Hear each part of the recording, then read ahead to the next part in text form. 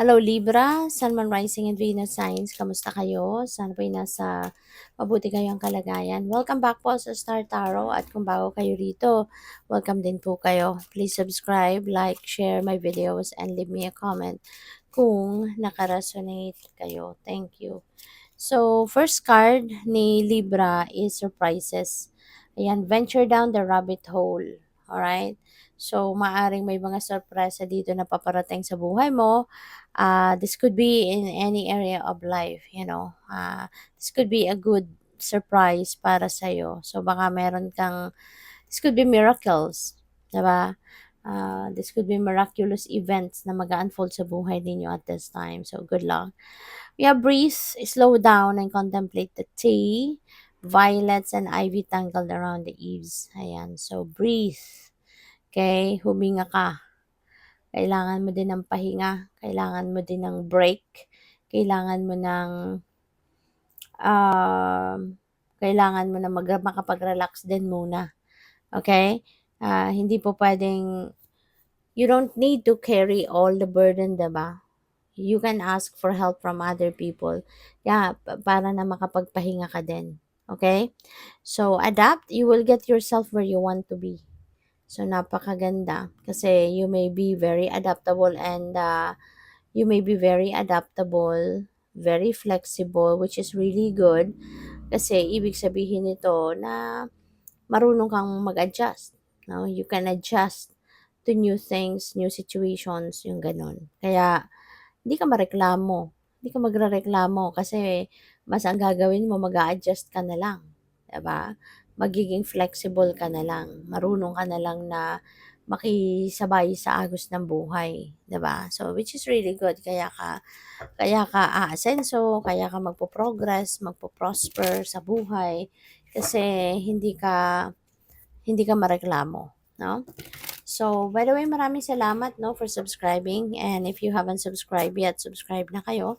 And also, maraming salamat din for not skipping the ads. Malaking bagay po yan sa akin.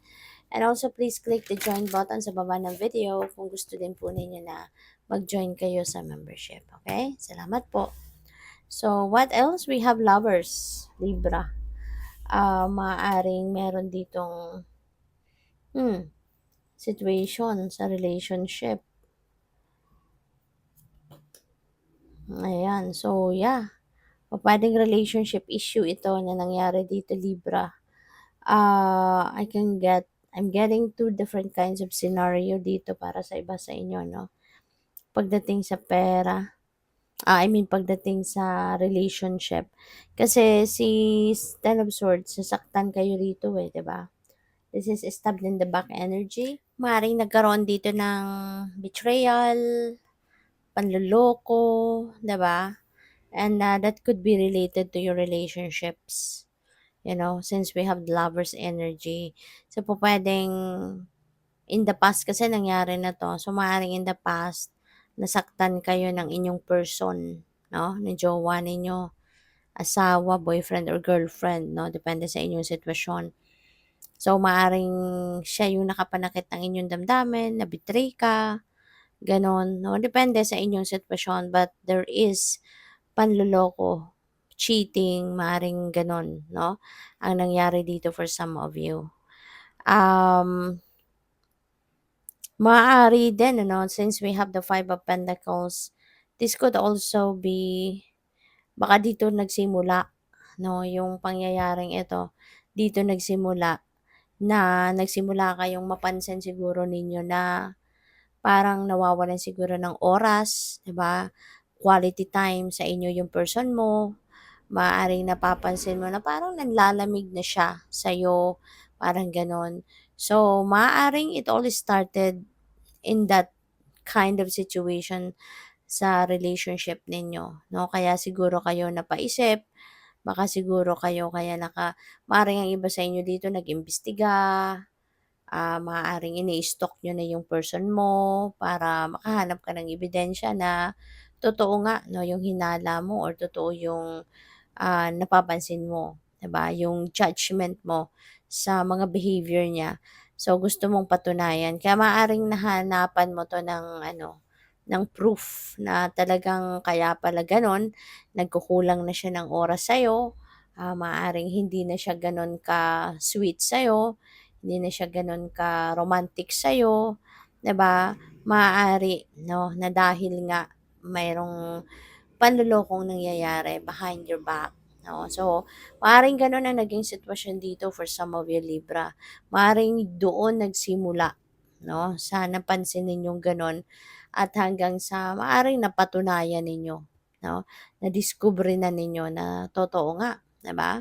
Kaya kung ano man dito ang nangyari pupuwedeng may iba sa inyo dito na nagkahiwalay na talaga, maaaring na-let go mo na yung person mo, or pupuwedeng,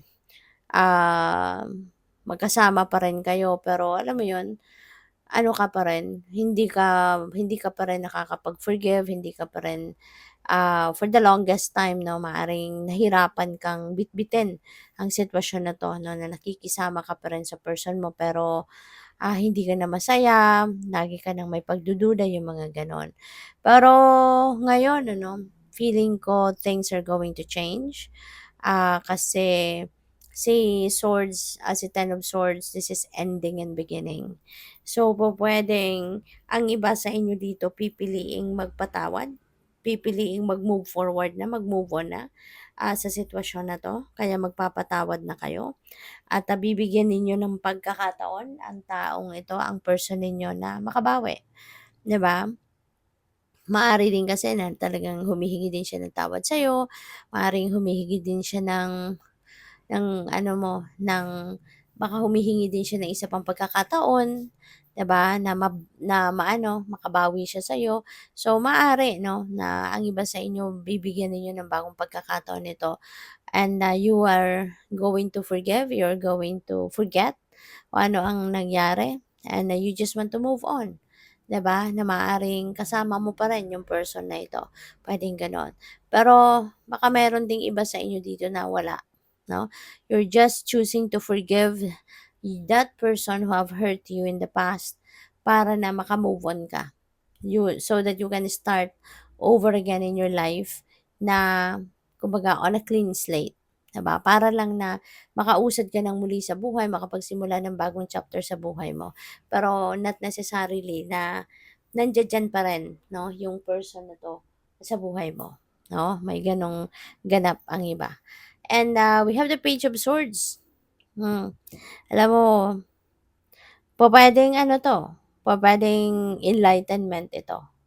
You know, there could be a lot of information na pupuwedeng dumating that will enlighten you, 'no? Maaaring iyan ang makakatulong para magdesisyon ka na mag-move on ka na sa buhay. Maaaring meron dito mga advices, maaaring meron ditong dadating na mga suggestions sa'yo na kung sino man mga taong concerned sa'yo. So, pupuwedeng merong mga dadating na ano, na, ah emotional help, 'di ba, yung gano'n para mas makapag-isip ka din ng mas maayos. And, feeling ko dito ang iba siguro, you turned into ano, you turned into reading self-help books, maaaring na-inspire kayo, 'no? Dito sa pagmo-move on ninyo, maaaring na-inspire kayo doon sa pagbabasa ninyo ng mga self-help books, 'no? Meron ako napi-pick up dito na siguro naging malaking impluwensiya para sa iba sa inyo dito ang desisyon na mag-move on or magpatawad na dahil doon sa mga nabasa ninyong mga libro, 'no? So, na-inspire kayo doon at 'yun ang maaaring nagpalinaw ng inyong isipan din. So, good luck. Thank you for watching. Love and light. Namaste.